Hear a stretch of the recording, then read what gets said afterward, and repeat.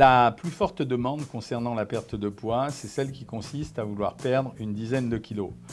10 kilos, c'est intéressant. Pourquoi? Parce que c'est de taille en général. La plupart du temps, quand on demande à perdre 10 kilos, on le demande le dimanche ou le samedi et on voudrait que ça soit réalisé le mardi ou le mercredi. Il faut savoir que 10 kilos, ça représente en valeur calorique 10 kilos de graisse, 10 mg de graisse, c'est-à-dire 70 000 calories. Et tant que vous n'aurez pas fait l'économie de 70 000 calories par rapport à votre consommation régulière, ça ne marchera pas. Vous dépensez environ 2000 calories par jour. Vous voyez bien que c'est impossible de perdre 10 kilos et d'éliminer 70 000 calories en 3-4 jours si vous dépensez 2000 calories par jour. Faites le compte, 70 000 calories divisé par 2000 calories, il faut déjà 35 jours. Et encore, dans ces 35 jours, il faut que vous n'ayez rien mangé du tout. Donc 35 jours de jeûne, oui, effectivement, on perd 10 kilos. Mais ce n'est pas une méthode parce que si vous faites ça, très rapidement, vous allez arrêter, vous allez craquer, vous allez avoir des convulsions. Ça veut dire que vous allez manger beaucoup plus que ce que vous mangiez avant. Et finalement, au lieu de perdre du poids, vous allez en gagner. Quand on veut perdre 10 kilos, on doit savoir que c'est un mini boulot.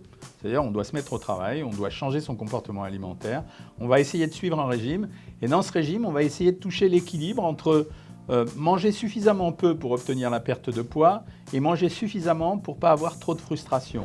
Ça signifie faire un régime à peu près équilibré où on va garder une dose de plaisir et où on va quand même diminuer la consommation alimentaire de façon suffisante.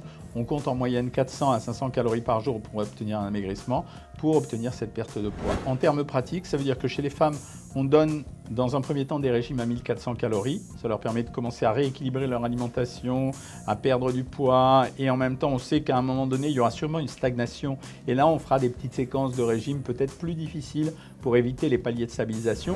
Et chez les hommes, qui maigrissent plus vite en général, parce qu'ils ont une masse musculaire plus importante et c'est ça qui dépense d'énergie. On commence à 1600 ou 1800 calories, mais 1600 calories c'est bien, parce que les hommes sont souvent pressés, et si on peut promettre à une femme de perdre 10 kilos en 2 ou en 3 mois, les hommes en général, ils ne supportent pas de tenir plus de 6 semaines, et quand on leur fait suivre un régime à 1600 calories, en général, ils perdent leurs 10 kilos sur une base, s'ils sont actifs, bien sûr, sur une base de 6 à 8 kilos par mois. Maintenant, sur l'organisation alimentaire, je vous le répète, si vous avez trop de frustration, si vous n'avez pas de plaisir, si vous réduisez trop fort votre alimentation, ça ne marchera jamais. Je ne voudrais pas faire de l'autopromotion, mais nous, par exemple, sur Savoir Maigrir, on propose des gammes de régimes assez personnalisées, même très personnalisées, qui permettent aux gens de choisir un régime, qui leur permettent de perdre suffisamment de poids sans perdre le plaisir, avec un accompagnement et une assistance qui sont forcément un des critères les plus violents pour réussir le régime, parce que tout seul, c'est vrai que c'est compliqué de réussir un régime.